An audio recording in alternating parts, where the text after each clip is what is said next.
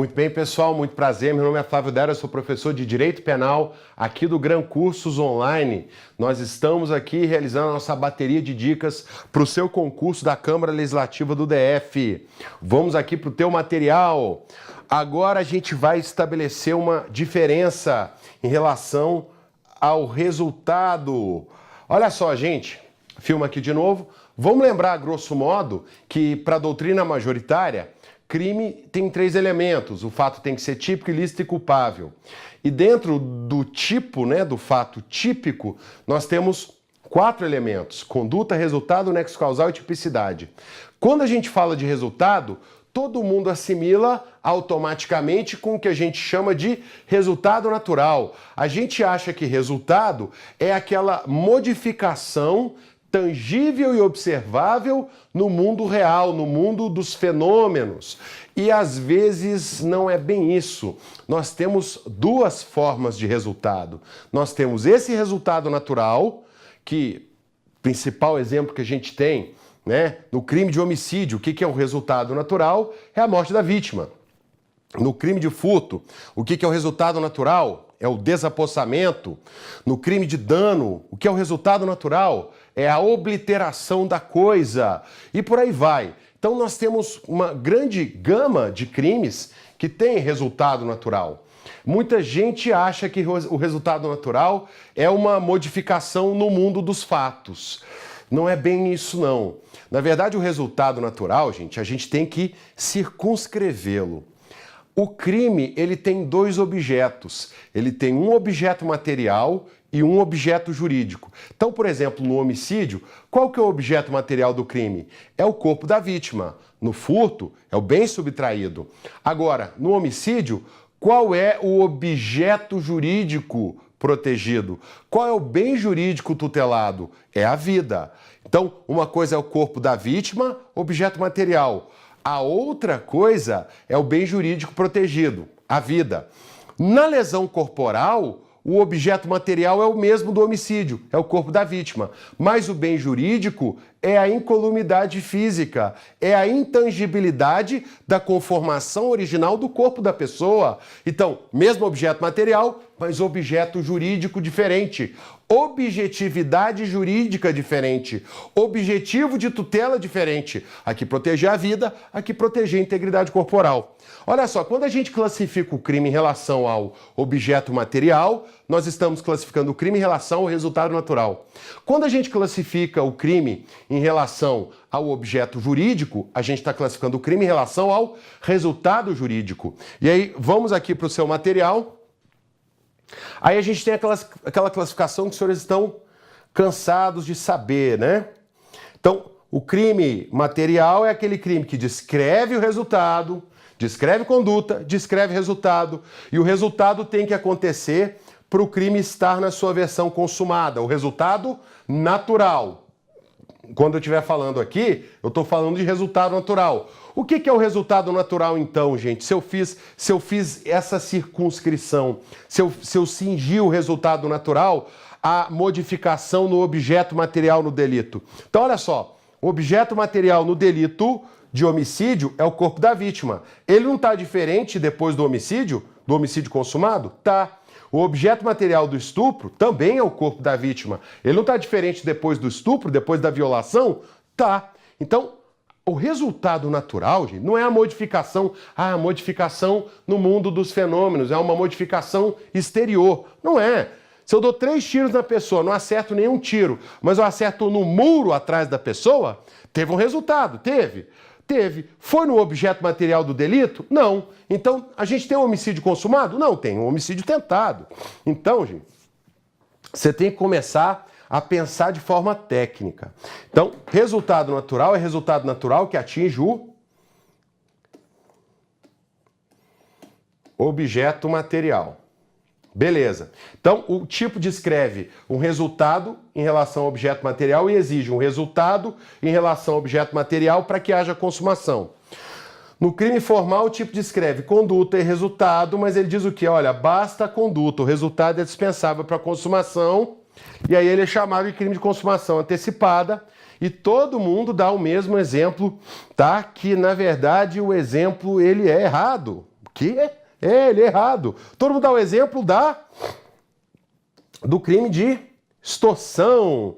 Do crime de extorsão. Senhores, muda aqui para mim. Volta aqui para mim. Extorsão é quando você, mediante violência ou grave ameaça, tá? Você quer atingir a obtenção de uma indevida vantagem patrimonial, constrangendo a vítima a te entregar essa indevida vantagem patrimonial. Olha só, o que é a conduta? A conduta é você extorquir, tudo bem? A conduta é você constranger. Aí tem gente que fala assim, o resultado é quando a vítima entrega para você o dinheiro. Não. Jurisprudencialmente hoje, a súmula 96 ela não foi revogada, mas jurisprudencialmente hoje, se você exterioriza a violência ou grave ameaça no sentido de constranger a vítima, mas a vítima não se sente constrangida, isso é extorsão tentada. Para a gente ter extorsão consumada hoje, então, não basta mais a conduta. Esse exemplo... Flávio, você colocou no material um exemplo errado? É, justamente porque eu queria mencionar eles para vocês.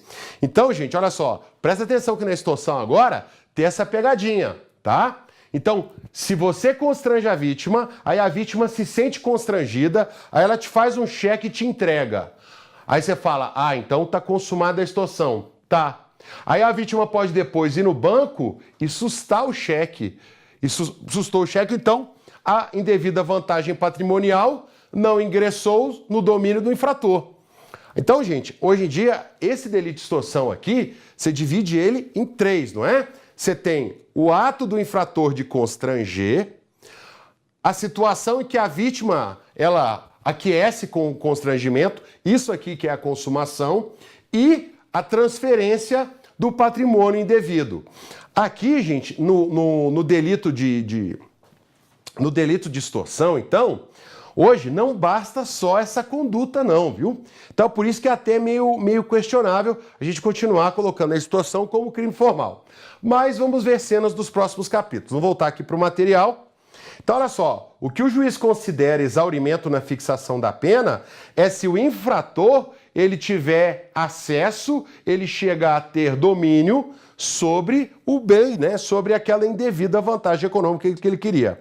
E o crime de mera conduta, o tipo só descreve conduta, não descreve nenhum tipo de resultado sob o objeto material. Tudo bem? Exemplo, violação de domicílio. Não tem que ter dano na casa para que haja a violação de domicílio. Basta que haja a intrusão, basta que haja a devassa indevida. Agora, em relação ao resultado jurídico, que a gente também chama de resultado normativo, aí a gente divide também em 3. Agora, presta atenção no seguinte, gente. Essas duas classificações, elas não são parametrizadas. Não funciona assim, crime material é crime de dano, crime formal é crime de perigo concreto e crime de mera conduta é crime de perigo absurdo. Não existe isso. Quer ver uma coisa?